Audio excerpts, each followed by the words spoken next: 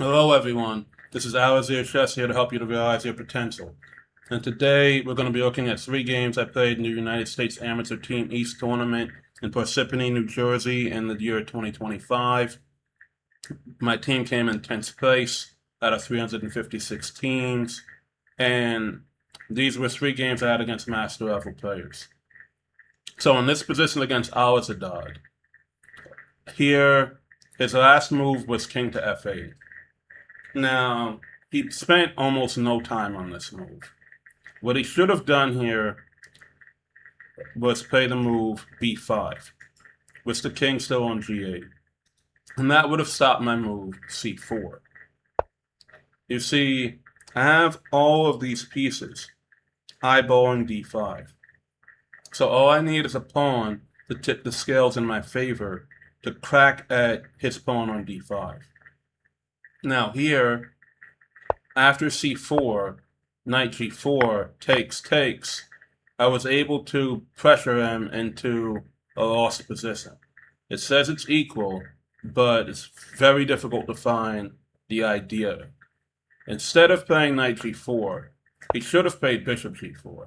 And after takes on d5, I get the pawn back, sure. But after f5, he starts to mobilize his 4-on-3, and his knight can go to e5 and d3, or just drop back to f6, with the idea of going to e8 and d6, establishing a beautiful blockade. And even though he has 5 pawns on white squares, my bishop can't get to them. So this is what he should have done. Instead, by exchanging the knights, he finds himself in another pin. And he tries to maintain his pin on me. But now I break that pin, and then take, and he can't take here because I'm going to take, exploiting this pin.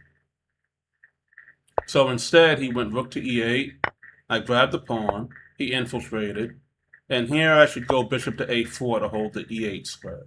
Then push d6. And I also have the idea of b4 here. But after rook e2, I played d6 right away. He played king to e8. But he obviously cannot go grabbing pawns because then I'm just going to promote. So he plays king to e8. Now I play bishop to a4 check. And after b5 takes, here I thought about what I should do. And if b4, rook ce5, d7, king d8, rook c1, threatening rook c8 and then promotion. In this position, I did not see how to win this. You see, I'm better here for sure. The computer here says that I'm almost +2. But converting this is another story, because this pawn is probably going to fall, and then it's 4-on-4. I do have better placed pieces, but it's not entirely clear to me on how to win this position. It certainly wasn't at the time of this game. So instead, I played a tricky move. After takes, I played rook to b4, on the basis of if he takes, I'm going to check, and then I'm going to check, I'm going to promote, and he's going to get mated. So, what can he do here? Now, pause the video, try to find the move that he played, and what's wrong with it. Also try to find the move that would have been better to play, the move that would have held the game. So I'll give you guys a couple of seconds.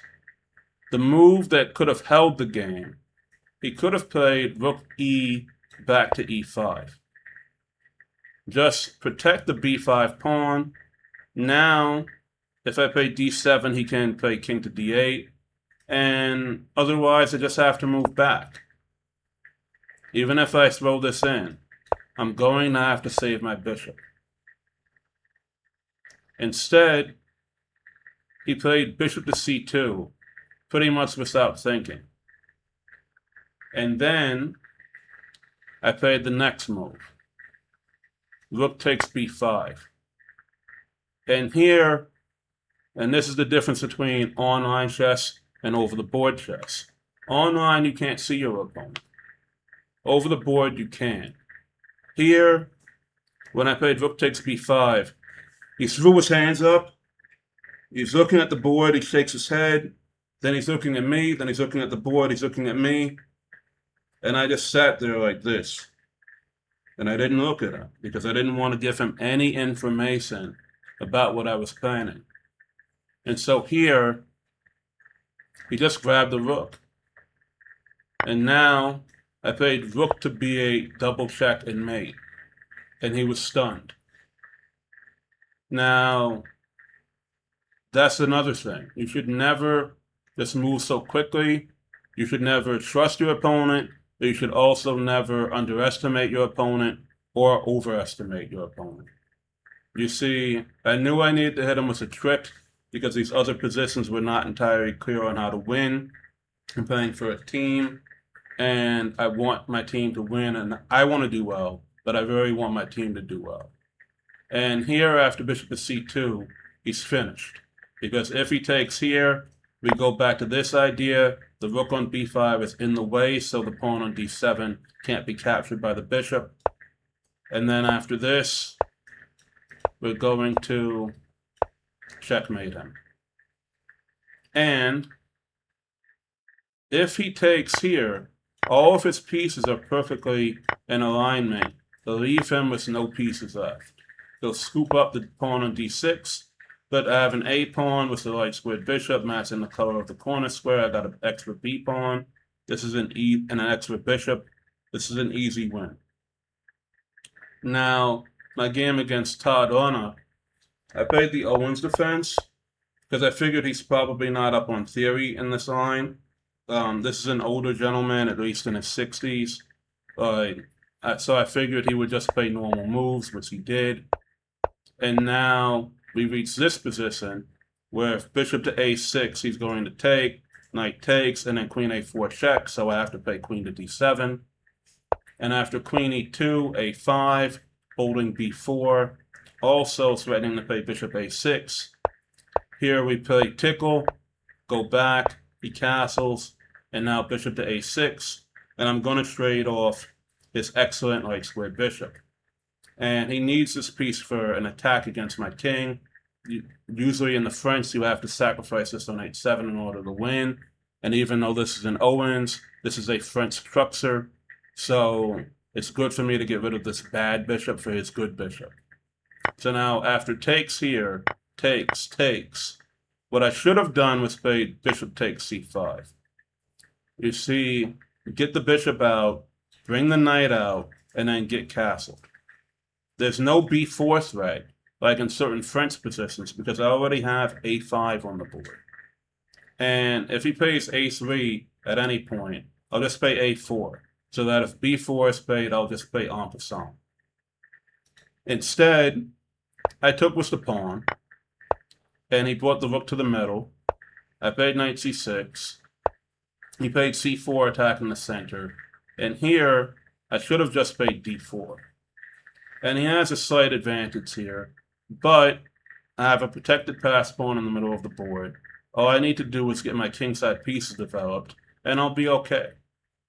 Maybe knight e7 to g6 or f5, or even c8 shouldn't be underestimated to keep his knight out, because he can play knight c3 here. I can't take because my queen is hanging with checkmate. So in the case of him wanting to bring the knight to e4 and d6, a knight on c8 isn't so bad. I'll play bishop e7 and get castled. But this was a game that was early in the morning, and I had never played classical chess early in the morning before. This was at 9:30 or so in the a.m. after the game I played against Ans Cha, which I'll be showing you guys next. And that game took a lot of energy. We got back to the hotel, me and my team. I got up early. You know, I'm not an early bird. I'm actually a night owl. So playing chess this early in the morning for me pretty much sucked. And because of that, I played this move because I didn't even realize I could play d4 here. That's how tired I was. But now my coffee starts to kick in after this. And after knight c3, I realize, okay, I have to play this. And here, my opponent played pawn takes pretty much immediately, like an under 2 minutes sort. And he should have played bishop g5. You see, when you have a decision to make, always reverse the move order. Like, then double check it. Because by taking here, he gives me a square for my knight, and now this move is no longer effective because of this capture, which he missed. Now, here's the thing here. Had he started with bishop to g5, my knight does not reach the d5 square.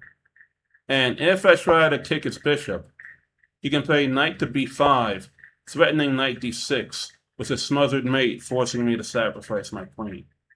And if rook to b8, then this is still going to be like terrible because of this and this. And if I start with rook to b8 instead of h6, then this is still a strong idea because he's threatening check and then taking here. And if knight to g6, it doesn't help matters. Like, this position is terrible for me. Like, I'm not going to get time to get this out and get castled. So, instead, he gave me the d5 square, and I played knight takes, queen takes, rook takes. Now, in this position, if he had taken here, and then takes here, right, this is equal. But if he takes here, and I take here, then I have a small advantage. Because after this, check, and then here, his rook is hanging and his bishop is hanging. So what is he going to do? He can't lose the rook. So let's say he goes back to d2. Then I take this. And let's say he brings the bishop back. Then I take this. So this would be a very difficult position for him to try to find the correct move in. And here, the correct move is rook to d6 with a counterattack on this knight. And then after takes, if takes here, then this is still winning. So basically, he's just never getting his material back unless he plays this. And even then, after this capture, king to d7, he's still not getting his pawn back. And I'm going to have the open foul. This position is going to be a mess for him. And that's if he finds all of the right moves. Now, queen takes was played. Rook takes is obviously forced. And he took the knight. If he takes here, that just helps me get my king into play. He takes here. And after h6, bishop to e3, bishop e7, rook d1, king c7, we have a position very similar to what we got in the game. Now, after queen takes, rook takes, pawn takes, h6, bishop e3, g5, I'm threatening to potentially kick the knight and scoop up the pawn on e5. So here he plays h3. I played bishop to e7. I could have put the bishop on g7, but I didn't want to let c5 fall. So I gained the space, provoked h3, put the bishop on e7. And here, he plays rook b1. Now he's threatening to infiltrate on the b file. And now here, I play king to d8.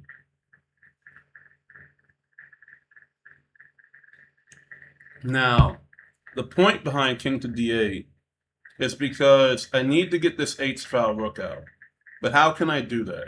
Because if I take here, and then takes here, and then castles, and then rook to d7, he's going to have advantage with the active rook. And he has a threat of rook c7, taking my knight away from my bishop. So I can't allow that. So by playing king to d8, takes, rook b7, king c8, rook b5, now I get the rook active.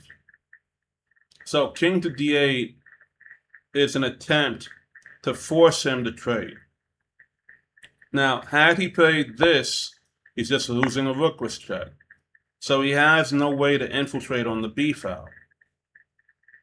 So after takes here, king c8, rook b5, rook d8, he played c4. And this is a mistake.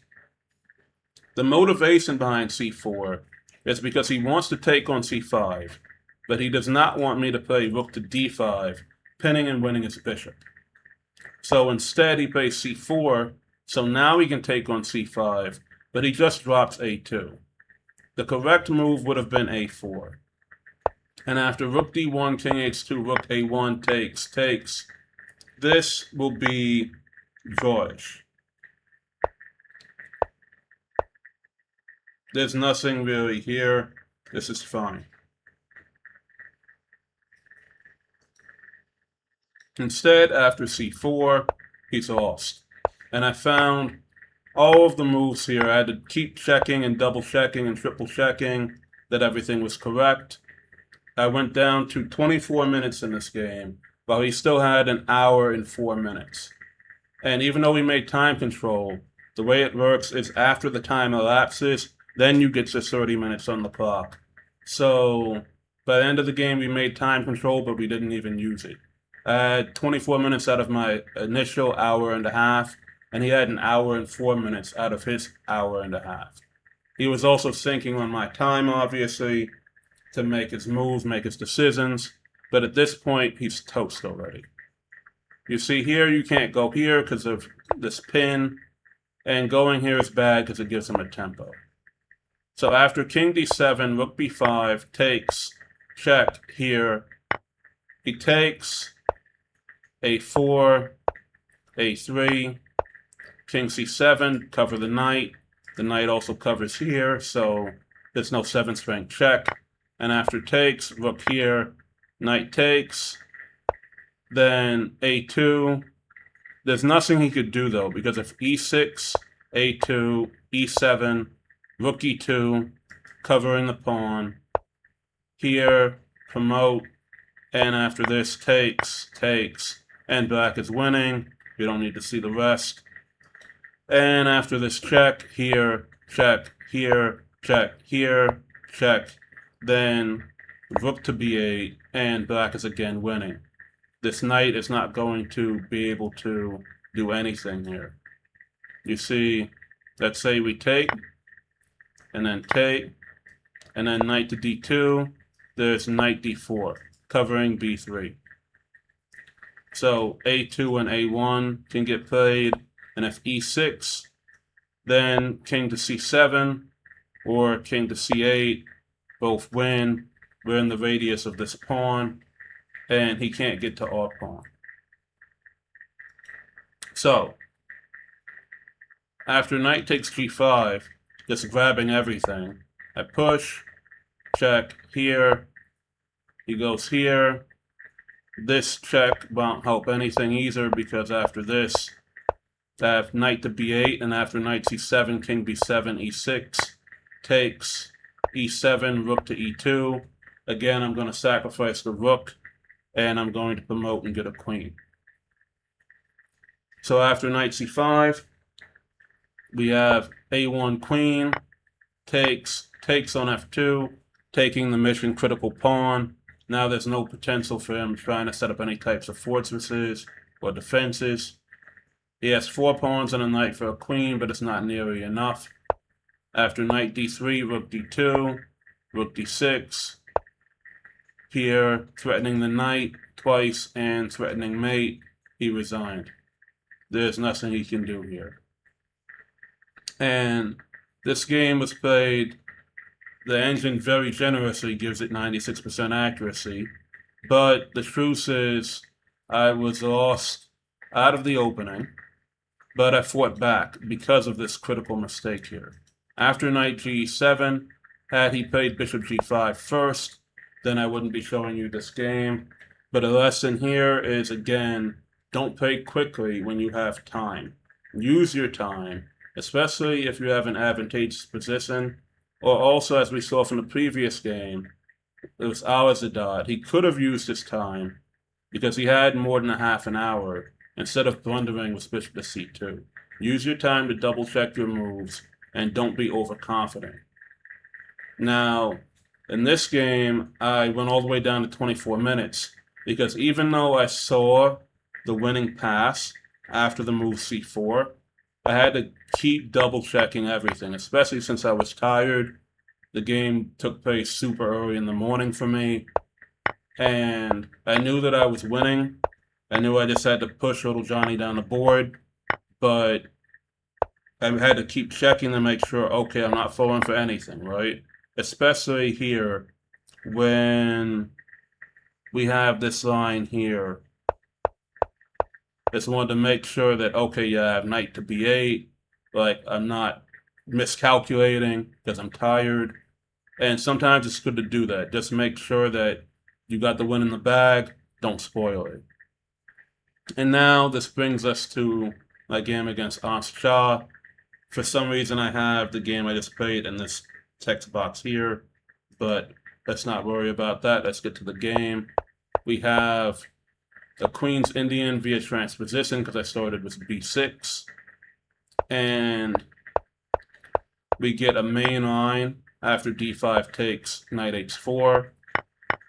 Here, we develop everything with a view to overprotecting d5. And he played bishop to g5 here. Now, I played knight to e6. And knight to e6 was not the correct move. By the engine, the correct move is bishop to c5. And after a3, the game continues. Now, I was not aware of bishop to c5 at the time of this game. I had seen knight to e6 in some games, but this is not good. As you can see, the engine says it's 0.8, so white has a clear advantage here. It's almost +1, but he has to play it correctly, and he immediately went wrong. He took here. And this gives me access to one of his minor pieces. And I chose to take this one, which is the correct decision. The reason why, excuse me, let me have a bit of my drink. Mouth is dry.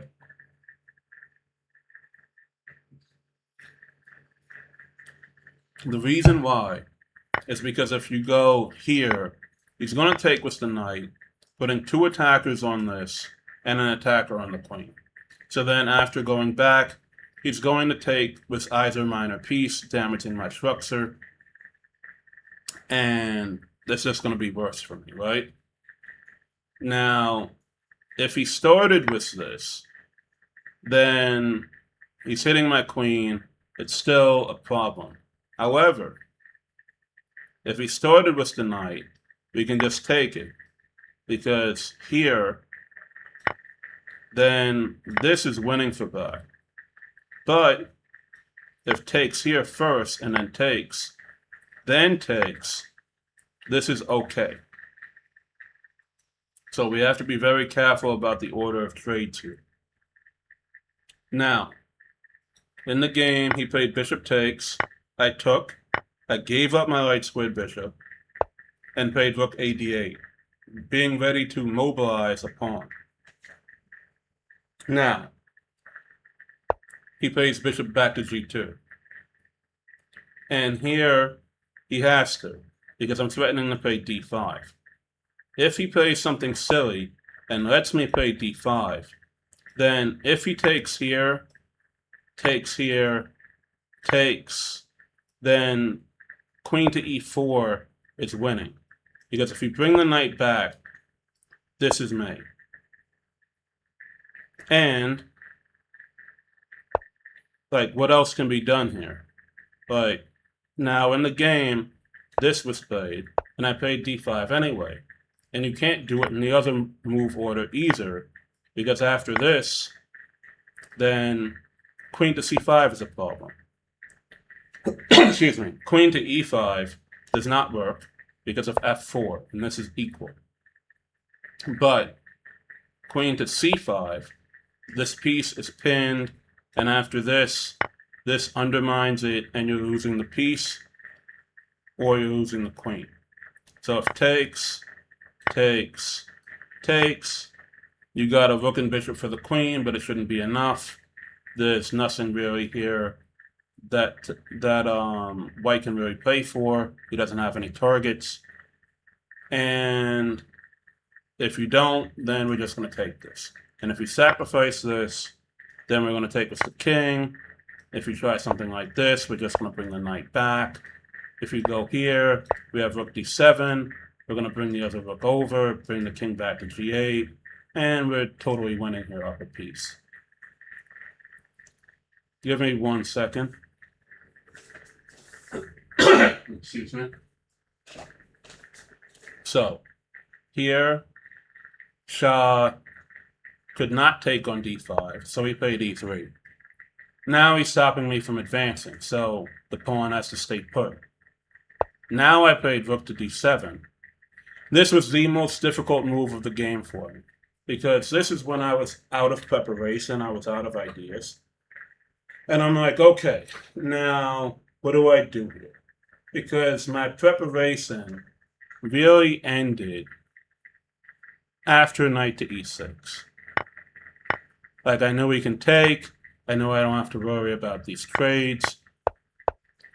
And now it's like, okay, now I have to show some gusto here. I have to play against this guy.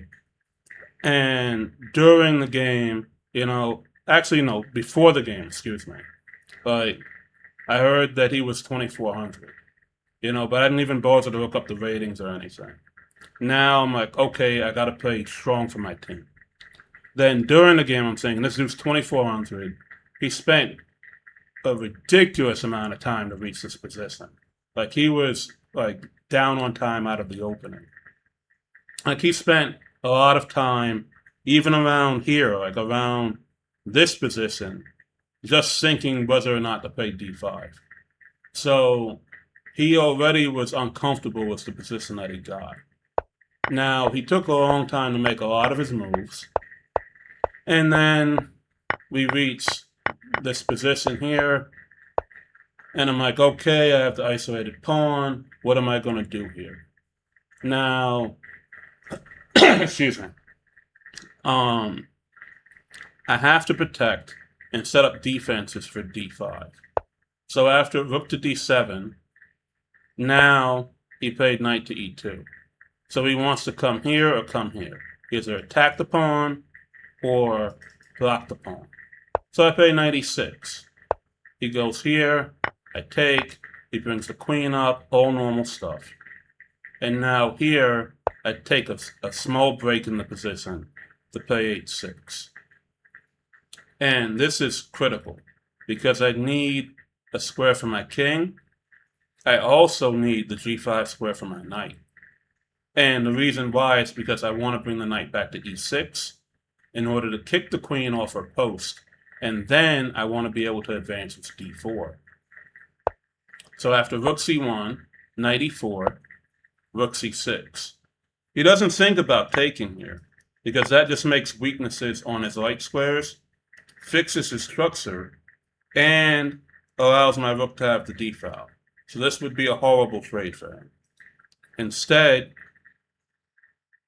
he plays rook c6, and now he might double up on the c-file, or play a variety of other moves. I was very baffled by rook to c6, though. I'm like, why did he go there, of all the squares he could have went to?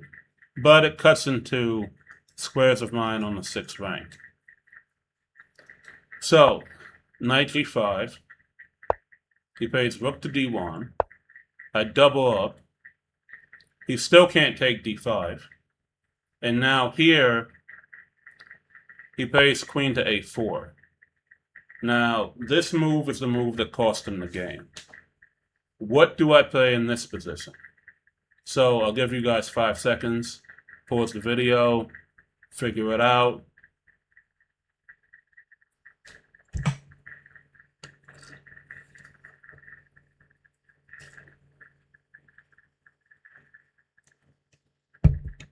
Okay, the move here that I played is d4. And the move that he should have played was queen c3, so that he can have eyes on the e1 square. Instead, by going here, it allows d4, and after takes, takes, exclaim. Now he takes, queen e1 check, only legal move, knight f3, king up, knight takes, hitting the rook, and now I'm better. He puts the rook on c3, and I play queen to e4. And here, if he goes here, I have knight to f3 or knight e2, and then I win his queen. And if he goes here, then rook to d5 is an idea. And what is he going to do here? How can he try to defend himself against rook h5? Let's say f3, check, you go back. There's even a rook sacrifice here, because again, queen is loose. But here, during the game, when I played rook takes d4, I calculated, and when I saw, okay, if takes, check, here, takes, he goes back. I'm like, he's probably going to go back to c3. Like, I hope to c3 and rook c7. But now it's like, okay, if he goes back here, then here, now you go here, I'm like, this has to be winning, because we're already threatening mate. And g4 doesn't help because I can play h5. Threatening mate again with queen takes g4 check. And if takes here, then takes here and mate. Which means that he'd have to play f3. And then I have it takes with check. He takes, and now f5 breaks everything up. And if bishop to c4, this is mate. So everything is coming with too much tempo. He can't stop it. And if takes here, then this is a check. If here, then this falls. And this knight is covering me from all the angles. If queen to e8 check, the king goes up. If rook to c8 check, the king goes up. And there's nothing that you can do here. 3 pieces in the attack against the open king. So, after rook c3, queen e4, f3, queen b1. Now I'm being a pest, because now I'm threatening to take b2 and take his rook. So he brings the queen over to defend. I play knight to e6, stopping rook to c7, also threatening to bring the rook up to d2 or d1. So he plays rook e3, I play rook d1, 2 attackers on the bishop. He plays queen b5, trying to hold these 2 points. And now rook d2, rook e2, takes. And now takes this pawn. Excuse me, guys. So here, I have to be very careful, because my queen is on a light square. Risk this bishop and his queen being on light squares. But I had calculated all of this before playing rook to d2. So I'm like, okay, if he plays rook e2, I have to trade, takes, here, and I'm okay. Because after this, there's no bishop to d3. And if he takes, he's losing his bishop. And my knight is going to be defended when I capture. It doesn't matter if he goes away and I take this. It doesn't matter if he goes away and then, of course, yeah, there's the fork. I can win the queen. But the point being is that, let's say he goes here, then this takes, and there's nothing else that can be done, right? If he goes here, it's a check. Even if it wasn't, the queen is still holding on to the knight. There's nothing that he can do. But you always have to be very careful. And this would be horrible, because it takes here, and now the knight would be lost. Or check here, and now my king is on the run. Like, I didn't want any part of this in either case. And here, he would be winning, and we can see what the winning move is. Check here, and now stepping away, this knight is under attack. If a move like this, putting pressure, then there's this stuff again, and in this case g4, and white is just encroaching on this position. It's so bad as saying queen takes the bishop. Obviously, you know human would do that. If you take here, though, then this is a mating idea. So don't want to fall for stuff like that. So after queen b1, queen e8, king h7 mandatory, queen b5 was played.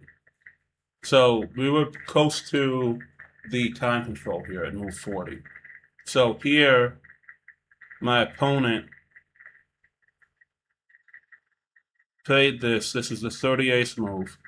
He threw this in on move 37, then went back, and now he's threatening bishop to d3. So I played queen c2, and after this was wrong. He should have went back. And if he goes back here, yes, I'm better, but it's not clearly winning. I still have a lot of work to do. This move made it clearly winning. I thought for all of my time here, and went all the way down to just a few seconds on the clock. When I played knight g5 check, king to g4, g6 is move 40. I played my 40th move with 9 seconds. And so now I know I'm going to get the extra half an hour automatically on the clock. Here, he's busted. And I saw it all the way until the end of the game. Here, after h4, he's lost. But what can he do here? Because I'm threatening to play f5, and if he goes to h4, I have queen takes h2 checkmate. And there's nothing that he can do. The king is caught in a crossfire. He could try to sacrifice the bishop, but that's about it. Instead, he played h4, trying to kick my knight. f5. Now his king only has 1 square. And now I check him. And let's turn this off. Let's see if you guys can find the winning move at the end. Check, here. Check, here. Check. He can't go here because I'm going to sack the queen for the bishop, and then fork, and then get the queen back. So, he has no choice but to go up the board. Now I check him again. And now, all of these squares are taken from him. So he must go to e8, to my home square. And now, do you guys see the move that I played that finished the game off?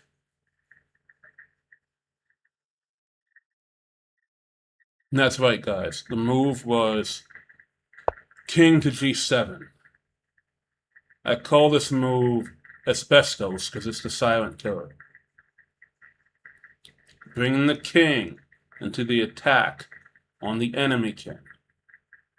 Now, there's no real way to prevent queen to f8 checkmate. So here my opponent sat for a very long time.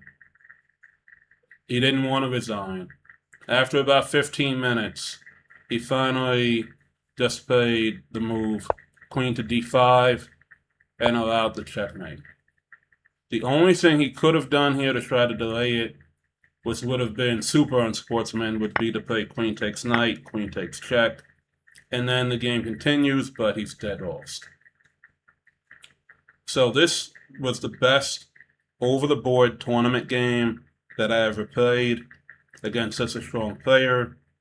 I had the black pieces. I had 97% accuracy.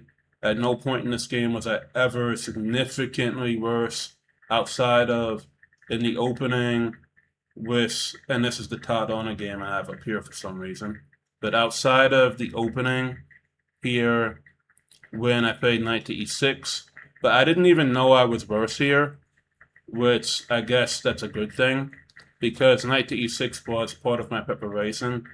I had been playing this for quite some time in online games that reach this position, but sometimes I guess it's better to not have all of the answers because then you don't overthink it. But after this immediate trade, I'm already doing absolutely fine here. So let's take a look at what would have been the best move for him. And the best move is just simply take this pawn, take, and again, I can't take here because he's threatening this with 2 pieces. So I have to take this, and then after taking here, my rook doesn't get to get behind the pawn. So I have to go here, and after knight d6, bishop to e7, here he would have been better with bishop to f3, protecting e2.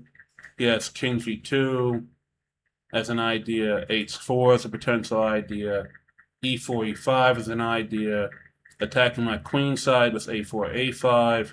He has rook to c1. He has bring the queen up probably to d2 and play rook fd, d1. Very natural development. So in this case, instead of playing knight to e6 for future reference, you have to either play bishop to c5 here or h6 here. And h6 to me looks pretty good. After knight takes, queen takes, takes. Like if this capture here, then you can just trade everything down. And you wind up with a 2-1 on the queen side, but you also wind up getting an extra pawn if white trades everything off. So instead, after this, white needs to play e3. And yes, you still have an extra pawn, but this pawn is probably going to be a goner sooner or later. So if we continue the line, the computer is just suggesting to go active, even giving a pawn back, because you get this pawn, and now you're fine. Like there's nothing wrong here at all. If this move, queen to b2 here, and if king to g2, queen to b1. So I hope you guys enjoyed this video. Let me know down in the comments what you guys thought of the games, what you learned from these games. This one was Shah. Didn't have anything particularly out of the ordinary on the board happen. Just after knight e6, he missed the best move, which was knight takes d5. Then after that, it's pretty much smooth sailing. Another point that I would like to mention, though, is that in this game, it took a while, but eventually, let's see where it was. It was move 31. I got a knight to e6. And the knight to e6 was not the first time I've had a knight to e6 in the Queen's Indian. So if you guys want to know about the game that I played before this, which was a game against GM Evgeny 11, not a tournament game, but a blitz game, then you guys can find that in the next video, which should be posted tomorrow. And it shows where I got my ideas from for this game and how I was able to get this nice knight here, which wound up making all of the difference in the world. But see you guys again on the next one. Thanks for watching and take care.